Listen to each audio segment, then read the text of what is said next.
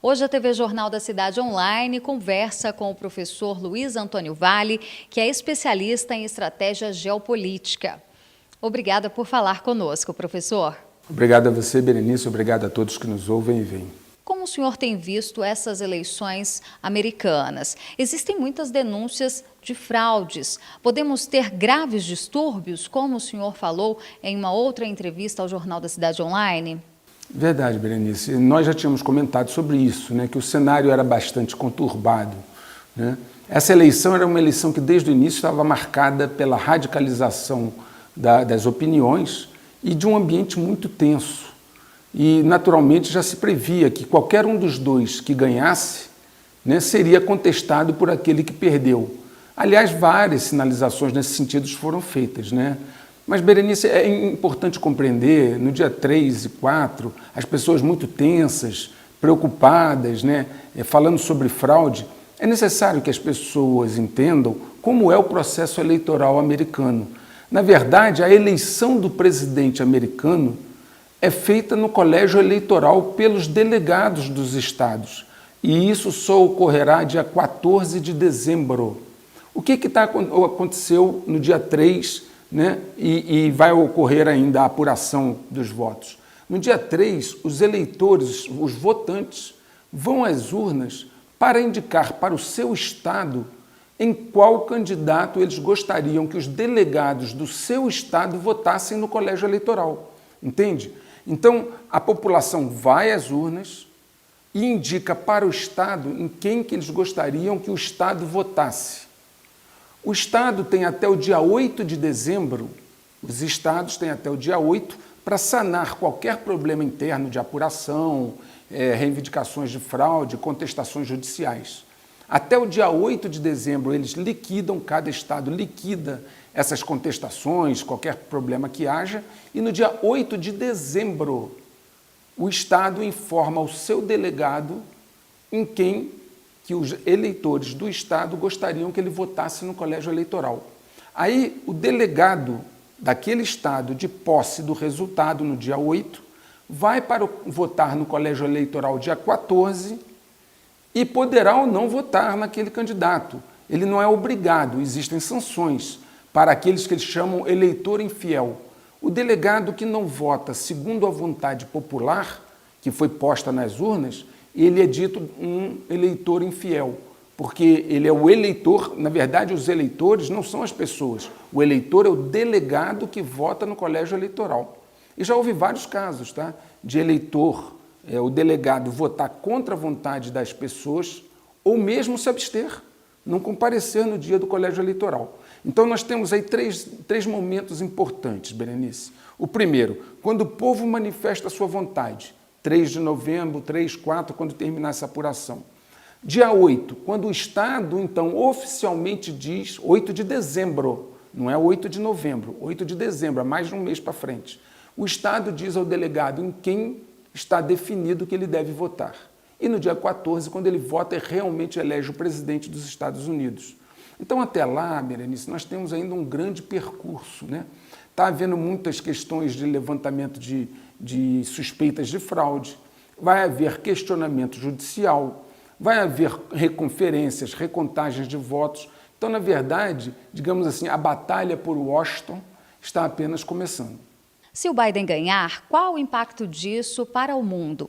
Ele já ameaçou o nosso país, dizendo que vai unir outras nações para aplicar sanções no Brasil por conta da Amazônia. O Biden, o Partido Democrata de uma forma geral, e o Biden, ele tem um histórico de estar muito mais próximo à agenda globalista, do que à agenda conservadora, que é nacionalista. Então, naturalmente, se o Biden vier a ganhar, o que volto a dizer, ainda temos muito aí a percorrer para chegar até lá, se o Biden ganhar, significa que não haverá um alinhamento natural entre o nosso governo, que hoje é um governo de caráter mais conservador e nacionalista, com uma agenda globalista do Biden. O Biden tem um histórico aí de alinhamento constante com a agenda globalista. E isso pode criar dificuldades. Nesse caso, o Brasil vai precisar ser muito hábil para tratar diplomaticamente as questões com os Estados Unidos sem levar muito para o lado ideológico. E, claro, ele deve montar uma estratégia para resistir a essa agenda que, naturalmente, o Biden vai tentar implantar. No caso de uma vitória dele, ele terá um alinhamento muito forte com a Europa, principalmente com o Macron, da França, né, e com a Angela Merkel, da Alemanha. Então, a tendência é que isso que foi desconectado um pouco pelo Trump seja agora refeito, um alinhamento entre a Europa e um governo, provável governo Biden-Harris, né, que é a vice, né? E aí nós teríamos realmente estarmos na contramão desse pedaço do mundo ocidental, Europa, Estados Unidos, que vai tender a cumprir a agenda globalista. Professor, para quem está com dúvida, com medo, tentando entender o que está acontecendo, explica para quem está em casa entender melhor o que seria esse grande reset mundial. Qual que é a sua teoria sobre essa nova movimentação geopolítica? Eu já comentei numa outra entrevista nossa e no meu canal do Checkmate Global, né? Eu desenvolvi isso ao longo de mais de 60 vídeos e nos meus artigos, que nós temos uma situação global praticamente insanável. Para eu falar do efeito, que é o The Great Reset, né? A grande reinicialização, eu preciso falar do que gerou isso, né? Então, existe uma bolha da dívida que é praticamente insanável. Os Estados Unidos chegou a 27 trilhões de dólares de dívida, só o governo, para um PIB que deve fechar em torno de 20 trilhões. Hoje, a dívida global ultrapassa 250% do PIB global.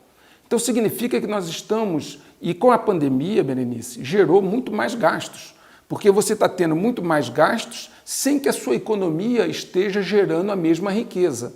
Então, esse descompasso entre dívida e riqueza está aumentando. Essa situação é praticamente insanável dentro das regras atuais. Quando você tem uma situação que é insanável nas regras atuais, você vai precisar mudar as regras. E a maneira que a elite mundial vê de resolver essa questão é mudando as regras. Mas para mudar as regras, você precisa criar uma situação, pré-condições, como eu digo nos meus vídeos, você precisa criar pré-condições que levem você a realizar o seu plano. Você não pode simplesmente vir com uma ideia nova e impor ela em condições normais. Então, como se cria pré-condições? Através de catalisadores. Hoje, os catalisadores usados são a pandemia, os conflitos internos e externos, guerras e conflitos internos, como estamos agora vendo na Europa, quando se fala na nova guerra ao terror, né, essa questão dos muçulmanos, e a morte ou extermínio ou a diminuição muito forte da economia. Então você gera terror e medo. Você gera, pela pandemia, um medo muito forte. Pelas guerras, as pessoas temem pela sua segurança pessoal. E quando você traz a queda da economia em função de lockdown, toque de recolher, você gera miséria. Então, cidadãos sofrendo economicamente, à beira da miséria, atemorizados e aterrorizados, tendem a aceitar novas regras. E aí nós chegamos agora ao início do questionamento que você fez. Aí eles vão poder impor a reinicialização. Klaus Schwab, que é o grande mentor disso no Fórum Econômico Mundial, mas isso está sendo defendido pelo secretário-geral da ONU, pela diretora do FMI, a revista Time colocou isso na capa. Isso já é a grande proposta que eles estão colocando na mesa para resolver um problema que foi criado por eles mesmos, tá certo? Então, dentro de uma equação que eu sempre falo lá no Checkmate Global no meu canal, onde você cria uma situação, espera a reação e oferece a solução. Eles têm a situação, vão esperar a reação de medo e desespero das pessoas e aí oferecer a solução para um problema que eles próprios criaram. E aí seria o reinício. Seria um novo contrato social. Veja, Berenice, eles não estão pregando apenas resetar ou reinicializar o sistema financeiro para resolver o problema da dívida. Eles estão propondo um novo contrato social. Aqueles que tiverem dúvida podem entrar no site do Fórum Econômico Mundial, está lá tudo por escrito. Eles não estão mais escondendo isso de ninguém. E dentro desse novo contrato social, nós estamos falando de algo amplo. Novas relações de trabalho, novas relações pessoais, de proximidade, novas relações em todos os sentidos. E, naturalmente, apenas para colocar um último ingrediente, dentro desse contexto, que se encaixa perfeitamente na proposta globalista, Nosso país, com o governo atual, vai estar na contramão e, naturalmente, sofrerá, digamos assim, retaliações se isso vier a acontecer.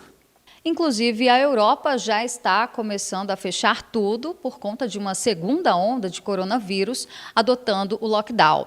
Essa é mais uma estratégia desse checkmate global que o senhor acabou de falar para implantar uma nova ordem mundial? Essa é mais uma estratégia, né? Nós sabemos que, em particular, França e a Alemanha com aquela sua política de portas abertas, abriu as portas da Europa para os muçulmanos. Hoje existem mais de 25 milhões de muçulmanos. A pergunta que eu coloco é, se você está imigrando da Síria, se você está migrando do Afeganistão, por que você não foi para a Arábia Saudita, para o Kuwait, para o Catar, que tem a sua mesma religião, falam línguas, tem uma cultura muito próxima da sua? Por que você atravessou o mundo todo para ir para a Europa? Alguns dizem assim, não, é porque na Arábia Saudita, Catar, Emirados Árabes Unidos, por exemplo, tem restrições. Por que a Europa, então, não teve? Por que ela abriu as portas, essa política de portas abertas da Angela Merkel? Então, o que eu digo para você, Berenice, é que isso é um jogo bem jogado, onde, na verdade, as peças começaram a ser movimentadas no tabuleiro há muito tempo atrás para criar essas pré-condições. Dos migrantes que foram para a Europa, boa parte deles, inclusive, fugiram da vigilância das autoridades. Muitos jovens, em idade militar, entre 18 e 25 anos, desapareceram na Europa, né? E é fácil de entender que não seria fácil a Europa assimilar a cultura muçulmana e vice-versa. Então, na verdade, isso é um grande cavalo de Troia que foi colocado, uma bomba demográfica, que faz parte da equação do checkmate global. Então, a Europa hoje o Macron está insuflando um conflito, né? Não estou entrando no mérito da questão, mas essa questão foi criada, né? Então, temos a pandemia com lockdown, toque de recolher. Alguns países estão falando até já construir campos de confinamento para as pessoas que não se vacinarem. Olhem que situação nós estamos chegando. Então, nós temos a pandemia, nós temos os conflitos internos e as guerras, e nós temos a queda da economia. Esse tripé, esses fatores combinados, criam aquelas pré-condições. Agora, olha que coisa interessante. Se você olha o mapa mundi, você vai ver que isso é muito forte no Ocidente. Você não vê isso estar acontecendo na Ásia, fortemente. Você não percebe isso acontecendo nos países ali do Indo-Pacífico. A questão parece estar direcionada para o Ocidente. Aliás, uma questão muito bem planejada e que está sendo agora levada a cabo para a sua conclusão. Professor, mais uma vez, muito obrigada pelas informações. Eu que agradeço a você, agradeço a todos que nos veem e ouvem. Muito obrigado. Eu sou Berenice Leite, direto de Brasília, para a TV Jornal da Cidade Online.